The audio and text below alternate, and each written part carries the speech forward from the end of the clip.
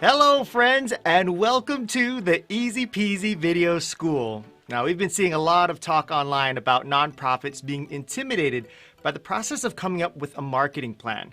Well, good news! Me and Emmett, we both know that you don't have time to make the perfect marketing plan. So today we're going to go over how to make a super simple and doable plan that will help you increase your reach and engagement with your donors and supporters. And as always, it's going to be easy peasy. Now, before I join Jamie and get started, I want to make sure that you have our free guide, 3 Essentials to Start Your Video Marketing with Zero Investment. This is the foundation of any nonprofit's marketing or communications plan and is a detailed guide to our first step in today's episode. This is going to be the most important concept that can unlock the potential for your org to get that engagement and growth that so many nonprofits struggle with. So go download this free guide by clicking on the link in the description below. Okay, time to take roll call. I know Emmett is here. I want to see if you're here. If you're here and ready to learn, type present in the comment section. Now, let me go ahead and bring in Jamie and show you how to make your marketing strategy easy peasy.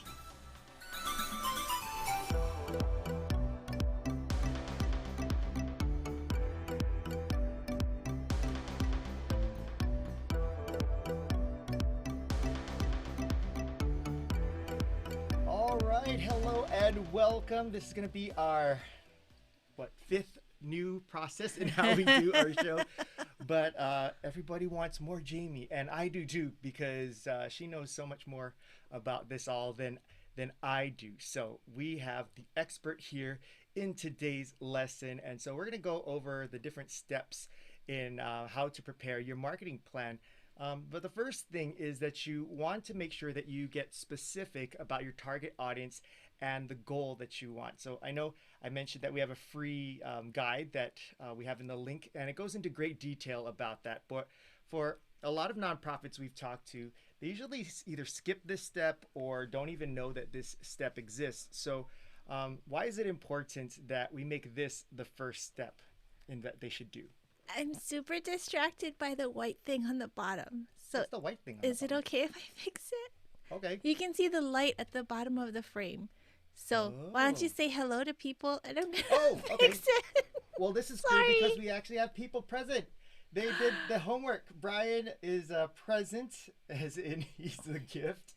And Adrian Swanes is here. Hey, Adrian. This is one of our first times I think we've seen you in the live chat. So welcome. Thank you for being present. And Brian said, why is he whispering, or is it my ears? Am I whispering? Oh, was the Oh no. microphone's not on?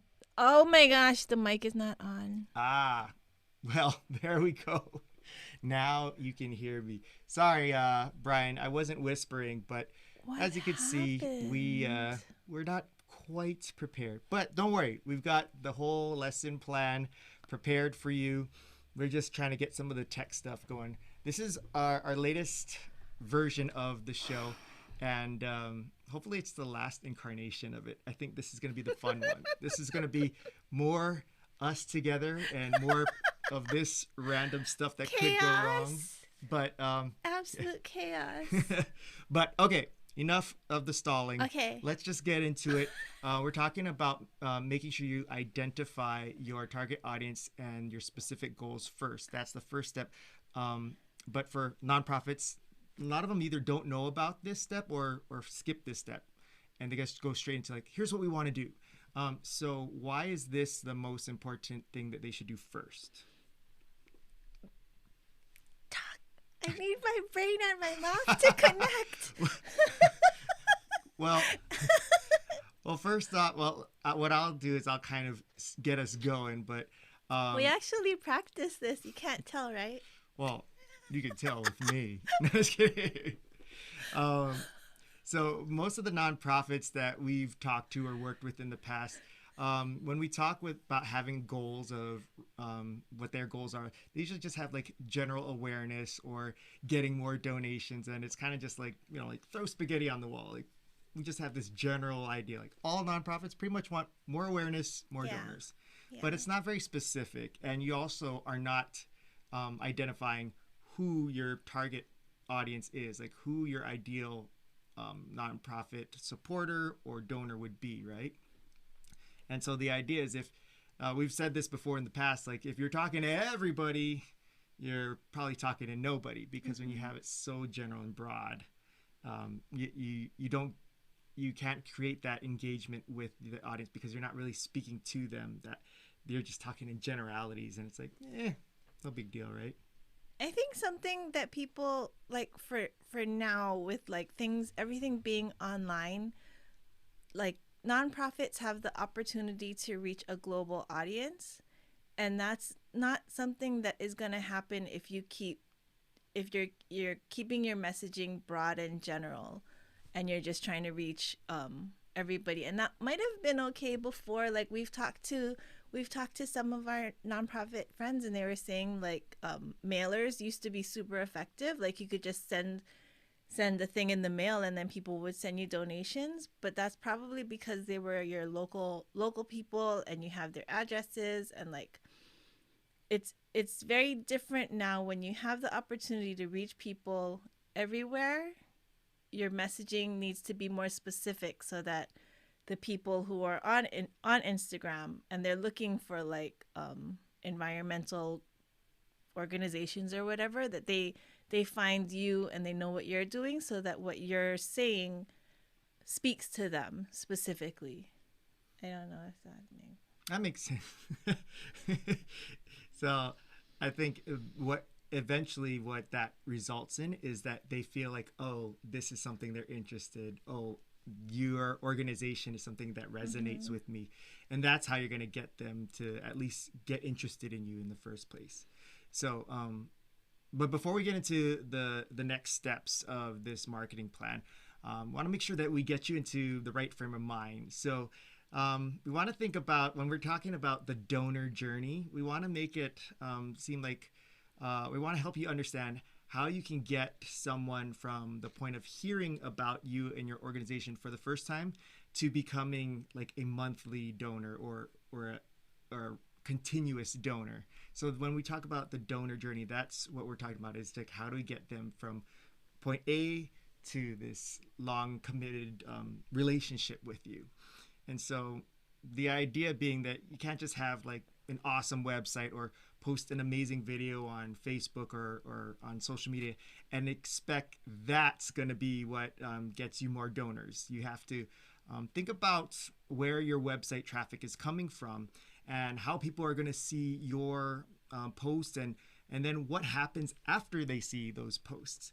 So I know I said donor journey, but maybe you could talk a little bit more about what that is, what we mean by donor journey. So when I've been trying to learn about this stuff online, like for nonprofits, they talk about, I have to read this, awareness, consideration, decision, and evangelize. And that's like the steps that you're taking people through when you're trying to get them to go from just general public to becoming your supporter. So in corporate world, this is the customer journey or the sales funnel. And then we've heard this described, the way that is best for me to understand it, where somebody explains it as dating. Yeah. And this is a Donald Miller thing, and it's like you get it because you understand what he's talking about. So Donald Miller, story brand, he's really amazing. So he talks about it as like you're taking them through the process of dating. So like the first time, he says the way that a lot of people approach marketing is that they just go up to a stranger and they'll be like, "Hi, will you marry me?" And it's like, you just go up and like, "Hi, this is what I do. What do you do? Oh, we should work together." Or this is my organization, and this is what we do. Would you like to donate? It's almost like that. Yeah, which is very like ew when you think about it in terms of dating. Yeah. So I think that makes you understand that it is a process of them getting first learning that you exist, and then getting to like you a little bit, and then eventually down the line they'll get to the point of wanting to marry you, hopefully, maybe. And I think there are some organizations that do a good job of getting that initial support or donation because they have either a great event or something, and they get that hook just that for that one thing. But where they miss the opportunity is cultivating and growing that relationship so that they become a repeat supporter, Yeah. and then they just lose them for either the rest of the year or for the rest of eternity kind of thing. So yeah, it's like just having like, oh, that was a great first date, and then you never call them back. You know? You get ghosted. Yeah. So the next step in our marketing plan here is to you want to get on their radar, and this is like general outreach, building awareness, and how can you get people to who have never heard of you to know what that you exist, and then just at least getting them to meet you for the first time, I guess. So, what are some examples of how you can do this general outreach and just get that first awareness to come in? I think this is the hardest part. Like for us, this is the hardest part. But I think for nonprofits, what we think or what we've seen works the best is sharing stories of your impact, because that's the thing that gets people like, oh, like that's the thing that is connects with people um On an emotional on an level? emotional Yeah. level. And so that's the stuff where, like, when you see it on social, what people will like give a heart to, or they'll share it if it's like super, if it really touches them. So that's the kind of stories that we think nonprofits, I think you have that. And Most that's, nonprofits have yeah. that. And that's something that you should really take advantage of, because you, that's way better than like corporate stuff. Like a store isn't going to have that kind of story. Well, some do, but it's very rare. Yeah. And that it feels authentic and Yeah. real. Yeah. And then the other thing too is, I mean, for nonprofits, like, you are impacting the community. You are in the community of whatever community that you are working in. Yeah. And for a lot of the general public, we don't have access to that. We don't see Oh, yeah. those things. We don't hear those stories. We don't meet these people Mm-hmm. or these animals, or are not out in the environment and such. So you have a very unique lens that you can share these things and help take us into that world. And I think a lot of nonprofits, they get so, I mean, you guys have so much work to do already. Yeah. So you're bogged down with, the reports and trying to get the grants and all that stuff. So storytelling isn't necessarily like top of the list for you. Yeah. But that's where we think you can make kind of a change, hopefully, an adjustment, because that is probably your most valuable hook, right? Like, Yeah. Yeah. To get people to know you exist. yeah. So, what are some examples? So, I know we talked about stories and memories and things like that, but there's some other stuff too, right? The target audience? Oh. What? Yeah. So, we're talking. We have notes. Yeah. So, we talk.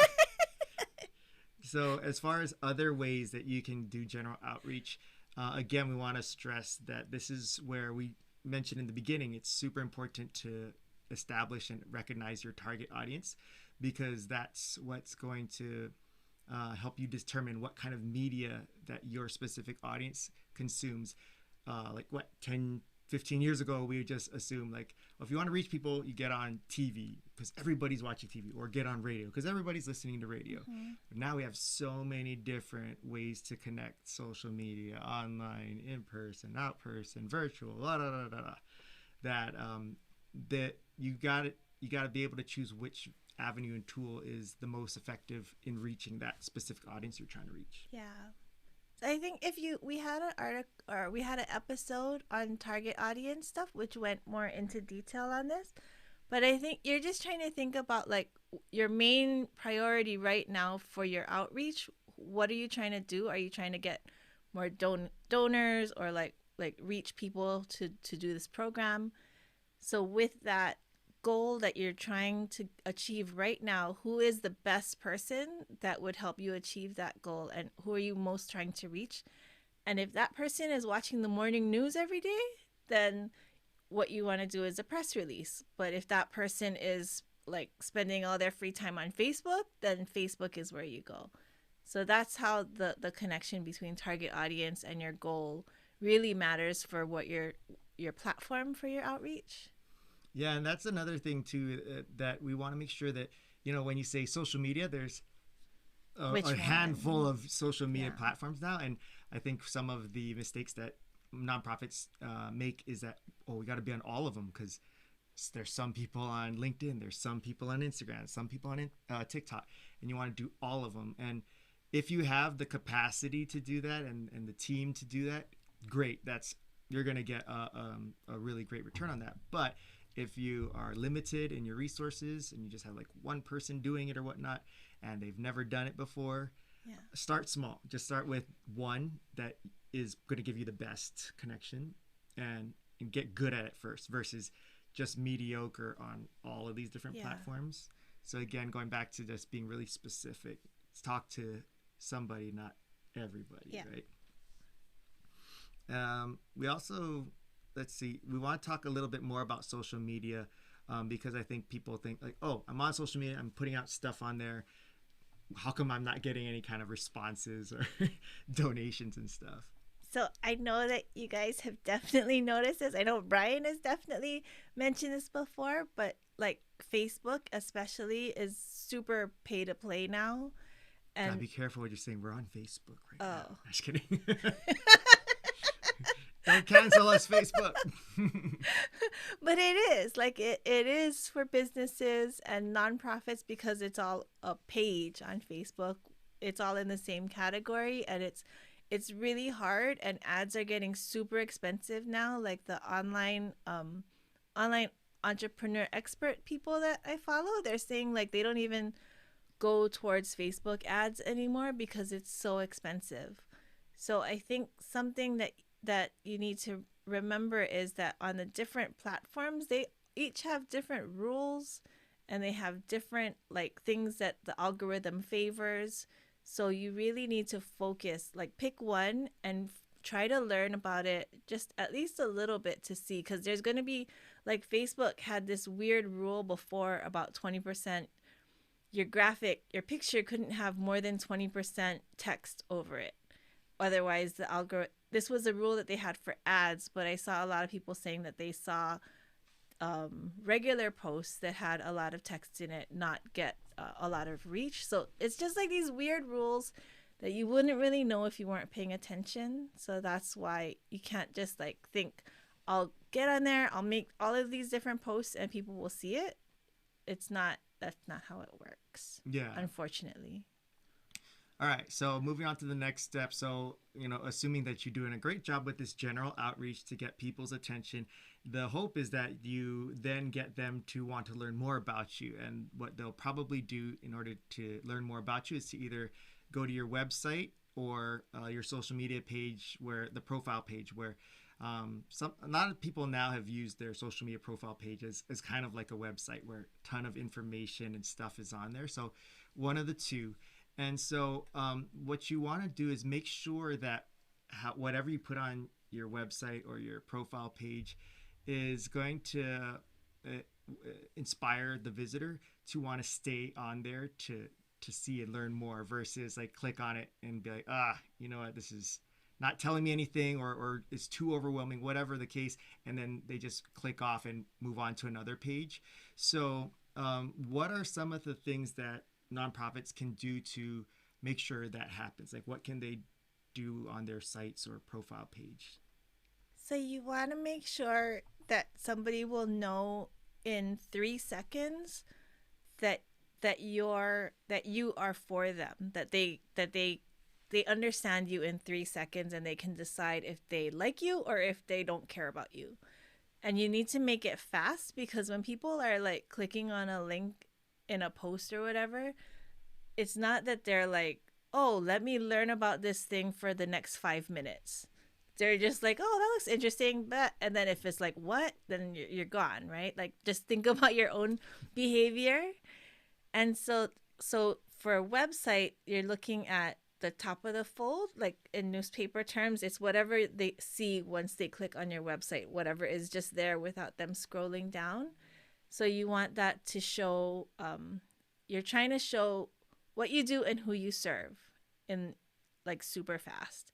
And so I think sometimes nonprofits will just put like their tagline up at the top, but the tagline might be kind of fluffy, like have like like pretty language in it that Caring for our yeah, community in ways that will yeah, invigorate life. which is, it sounds really nice, but it doesn't really, it's not specific. And so I wouldn't know in 3 seconds what you actually do, so I can decide like that that's something that I want to learn more about. So Something that has helped me. So I do a podcast where I interview random different people from different walks of life, and sometimes they're complete strangers that I've never met before, and I get nervous about, how am I supposed to introduce this guest in my introduction of the episode. And so if they have a website, I'll go there and just try to figure out real quick, like, what it is that they do, whether it's their profession, their business, or whatnot. And I'll notice that where I'll just be like scrolling through their page and like, I don't know what to say about this person. Like, I still don't know what their company is about, or what kind of services they provide, or what their mission is. And like, is I just I can see it glaringly when it's at a point where I'm trying to convey to an audience about someone else. And so imagine that about when you look at your own website. Like, can someone look at this and then see it and go and tell a friend or a stranger, like, oh, this organization, they do this, or they help out this community. So that's a way that could help make it's it more. like your elevator pitch, but even shorter, because elevator pitches are like 30 seconds. It's like 3 seconds. Yeah.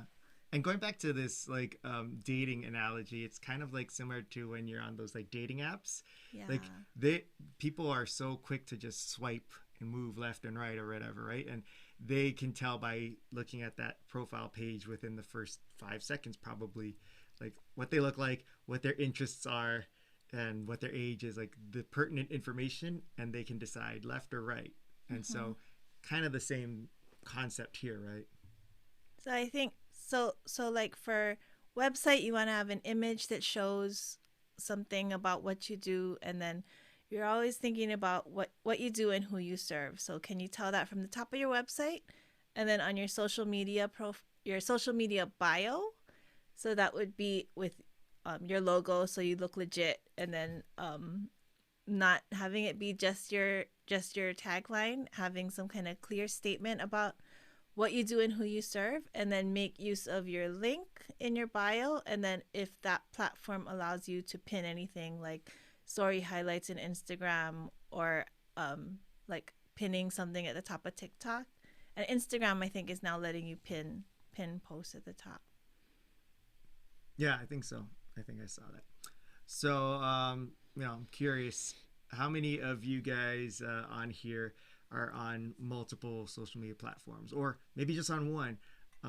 Let me know which social media platforms your nonprofit's currently on. So not you personally, but if you're a nonprofit, or you work with a nonprofit, which forms of social media is your nonprofit on? And is it working? Yeah. Like, are you getting engagement?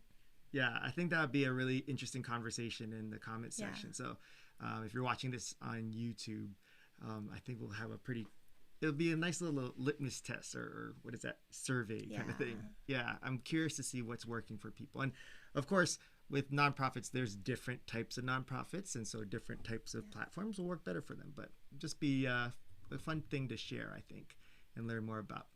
Okay, so back to the donor journey. Now we're at the point in the journey where they get to decide if they want to date you. So they've learned a bit about, like, they met you, they're interested a little bit, they've learned a little bit more about you. Now's like, do they want to make a commitment and stuff? So the best way that we know for nonprofits to date their potential donors, so to speak, is through a newsletter, which we've talked a lot about before in previous episodes.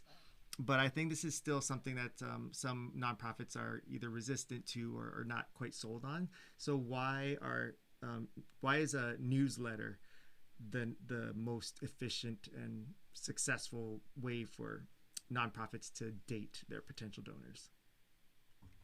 I think a lot of people talk about like emails being annoying, and they get annoyed getting so many emails. But I think the other side of it is putting all the focus on social media. Social media is owned by somebody else who can turn your reach off like that because they want to make money on you to spend ads. Not mentioning what platform that is. But it's so your email list is something that you own, and it's a way that you can communicate with people who care about you, and you're in control of it. Social media, you really have no control. You're just trying to see what works and what the algorithm will push. So you could have, I saw a thing about like you have a 2,000 followers on Facebook, Instagram, and 2,000 email subscribers, and the reach, clicks, ROI for email is like way. I should have written it down, but it's way more than what you would get with your social media following. So I Yeah, did. I think people are like, so there are several nonprofits that in the past we've helped with their social media, and we're able to grab data and statistics of how their social media and newsletters are performing. And they, before seeing the data, used to think that they're doing a great job. They have like 2,000 plus followers, and they're posting like daily and all this kind of stuff, all the things that they were told or thought were how to do social media. And this kind of goes to a little bit to what you're saying, Adrian, about you want to learn more about engagement. So without knowing the statistics and realizing how effective your activity on social media is, you don't know if you're doing it right and who's listening or reading your stuff. And what they were surprised to find out was that even though they had 2,000 plus followers, they were only showing up on like 10% of their Less followers' than that. news feeds, because It's usually way less yeah, but like the than social 10%. media platforms, they go based on an algorithm, and they determine, even though you have all these thousands of followers, they'll look at your posts and your history of posts and the engagement and all that stuff and go like, oh, I think this is only valuable information to just this select group of your followers. So a lot of the nonprofits were shocked to realize that nobody was seeing their posts, and Yeah. that's why they weren't getting any likes or comments and things like that. And the types of posts that they made were not engaging. So And now it doesn't even matter. Like you could be making really awesome posts, mhm. but just because the platform wants to put emphasis on certain types of engagement or types of groups or types of pages, that's it. Like you could be doing everything right and they just decide they don't want to show your posts. Yeah. So with the newsletters, I know a lot of people are like wary. Wary? They don't want to do Tired? newsletters because of their personal experiences with newsletters. Like, and usually the newsletters they get automatically subscribed to are like spam kind of ones. Yeah. Like, oh, I signed up for a free credit card and now I'm getting all this spam newsletters from these things, or from other organizations or companies that just use a newsletter as like a billboard for advertising. So of course, that's going to sour your viewpoint on newsletters if you think that that's what the purpose of newsletters are. What we're saying is use the newsletters as your direct connection. Like use it as an email. Like you're directly Yeah. emailing somebody and you're having a human interaction with them. And so this is goes back to what we're talking about as far as like sharing stories and impact in your community, taking your followers and stuff onto into the communities and experiences that your organization is doing, so that they feel like they have a understanding of you and relationship too. So instead of it just constantly being, the newsletter is meant to tell people like, hey, donate today, donate today. It's Yeah. like, no, this is what we're doing, this is what your support is meant, this is a person that we helped because of this program that you supported, stuff like that. And we've when we started our personal newsletter, I was really like, I had that opinion of newsletters. Like, I don't read newsletters. Every time someone Yeah. puts me on one, I unsubscribe immediately. But in our journey of writing these things, man, we have built a really strong relationship with a lot of our, I don't want to say clients, but I guess like our friends, our supporters, because we kind of use the newsletter as a journey to just sharing about not only business stuff but personal stuff too. And so I can't say how many times different people come up to us and say like, I just love your newsletter, and I feel like I'm following on your journey with you and stuff. And we've in the result gotten business because people we're just top of mind for them, and they've got to know and like us. And so same thing with this dating journey. This newsletter can be a way for your donors and supporters to get to know you even more, fall in love with you, and I think if you think about it as like, it doesn't need to be long. Like I think yeah, nonprofits will put a lot of pressure on themselves because you think newsletter, and then like you picture in your mind how the emails used to be with like all of the stuff on the side, and then like all of these different stories, like kind of like a newspaper. yeah, And you're like, I can't do that every month. It's so much like pulling all the stories from everybody and getting everybody to participate. But actually, you only need one. Like, you could just have one story per newsletter and do a newsletter once a month. So for the whole year, you only need 12 stories, mm-hmm. which can sound like a lot, but it's just try to think about it as like it's just 12 stories once a month, and that's all you need in that newsletter, just one story, and that's it. So it's not newspaper format, it's just one story, and period. But I had something. This is random. I think you're shaking the camera when you talk, Oh, because whoops, his sorry. foot is on the table and I see everything kind of wiggling like that, and the camera's connected to the Oh, table. everyone's thinking we're So in California and there's an earthquake. I'm not sure if it's happening. I couldn't tell, but because Probably. everything is shaking.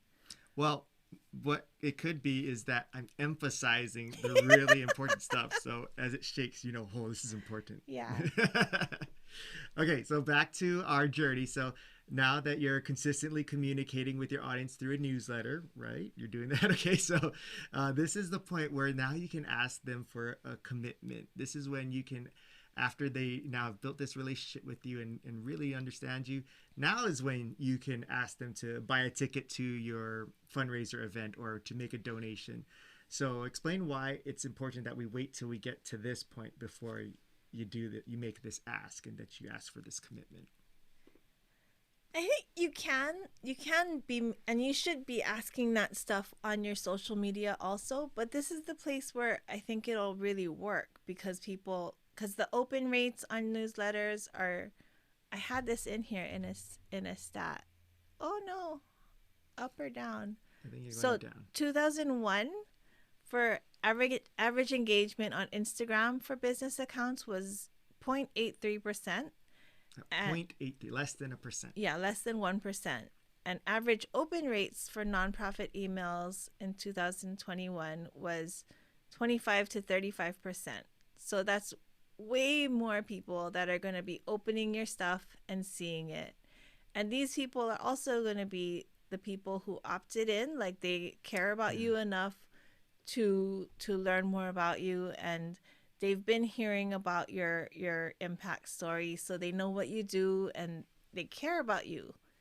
And I think that's what is going to make it, your odds of getting that person to take out their wallet are way better. Yeah, it's a much warmer lead. Yeah. Um, and I think because that they have kind of a trust in you because they have this kind of long-standing relationship with you through your communications, Yeah. that it could also mean the difference between how much they want to support, because you could still have gotten their support or donation through the old way, but it might have been a smaller amount. But because they really understand stuff, they might commit way harder to you. Yeah. Yeah? Okay, so going back to our dating analogy, what does it, now that we're at the point of we ask for the commitment, what does it look like when they say I do in the donor relationship journey? This is where they are your raving fan, which is what we're always trying to get to. Every time she said I hear raving fan, I just think of Kevin. Is it, what is Kevin's last name from Home Alone? Um, anyway, McAllister? Kevin McAllister, as he's running down the hall when he realizes he's like, ah, and he's like so happy that he's all by himself in the house. That's the image that pops in my head every time I hear raving fan. So I'm thinking of all these like people of ours going, ah, I love you guys. Okay, sorry. So raving fan, that's the goal. That's what all marketing is trying to build, is to gather up your raving fans. So those are the people that are wearing your t-shirts and they come to all your fundraisers and they share your posts and they tell their friends about you and bring their friends to your events. So they're evangelizing for you, and that is what you want. That is like when I hear that, I think of multi-level marketing. And like when you get all your people like going, like you can do a lot of sales yourself, but imagine how many more sales you can get if you have like 10 people doing sales for you. So it's like you can reach so many more donors and supporters if you have other donors and supporters that are spreading the gospel, right? Yeah. So I know the multi-level marketing is a very negative connotation, but we can take it for ourselves for a positive, because it's not like we're trying to sell them a bad, like, batch of goods. We're not trying to con them. Like, we're just trying to, we know that there are people out there in the world that want to do this kind of work, want to see this kind of work that you're doing done in the community. They just don't know. So all we're doing is helping them find you. Okay, so now that we went through all the steps to making your easy peasy marketing strategy, let's go into what you're going to do. So I'm going to read this because it's a lot. So the first thing you're going to do is define your target and your target audience and goal. So remember that. That's number one. And if you forgot to download that free download, which goes into deeper explanation of how you do that and stuff, go ahead and click in the description, the link. Then you're going to figure out the best way to reach your target audience and how you can tell stories about your impact in those places. And if there's any parts that you need to expand on, just feel free to interrupt. And then you're going to want to make sure that your website and social media profiles clearly show what you do and who you serve. And you want to make it easy for them to get from your website and social media profiles onto your newsletter lists. And we spent a lot of time talking about the newsletter because this is such an important part. So once you get them on the newsletter list, you want to consistently send newsletters that share more about what you do and who you serve. So it's one thing to get them on your newsletter list, but if you're not doing good newsletters and not being consistent, and it's kind of pointless. So this is another key thing that we see a lot of fall off in. And like Jamie said, it can just be one a month, 12 stories a year. That's it. It's doable. And then you want to invite them to get involved and make it a great experience so that they keep coming back for more. And so that's it. So remember, we're not trying to make the perfect marketing plan. And what do we always say? Done. Better than perfect. What? That is better than perfect. All I heard was done. I'm getting antsy. Oh no, I'm trying to get through this as fast as I can. I don't like sitting here. That's why I wanted you to say it. I don't want to talk. So the main thing is that we're just trying to make a plan that you can do, right? Because we're not trying to make it super hard. We're making it doable. So just get out there and go do it. And if you have any questions or thoughts, just make sure to throw them in the comment section below. Adrian and Brian, thank you guys for your comments. I really appreciate that this is interesting for you and that this is helpful. You stuck around because it's really long. Yeah, but it's really important, and I hope that you got that out of this, and that what you take away from this is that you feel empowered and that you can do something like this, and see the difference in that you're getting a bigger donor base or a bigger support group, and more people hear about you. That's what the goal is, right? And so again, don't forget that free guide that I mentioned. It's called the 3 Essentials to Start Your Marketing with Zero Investment, and it's free. You don't have to do anything. Just click on the link and It'll help you unlock the secrets to growing your audience. Who doesn't want to do that? So if you found this video helpful and you think others should hear about this stuff too, please help us out and help them find us by liking, sharing, commenting, subscribing, and keep following us. And if you haven't joined our free private Facebook group yet, there's a link to, if you're watching this on YouTube, there's a link to that as well in the description. This is where you can get exclusive access to us for the live streams, where we're actually, that's how we were able to interact with Adrian and Brian, is because they're joining us via our free private Facebook group. And so that's the only time that we'll be watching the comments live. So this is going to be super helpful if you're watching one of the lessons live and you have questions and you need more clarity. We'll be able to address that right here because we'll be checking it on as we're on here live. So see, Adrian says, awesome. Thank you guys so much. Thank you for joining Adrian. us. Yeah, so great to see you on here. All right, so we'll see you next week. We get, oh, she wants to get out of here. Okay, thanks everybody. Bye. Oh, which button? Oh my God.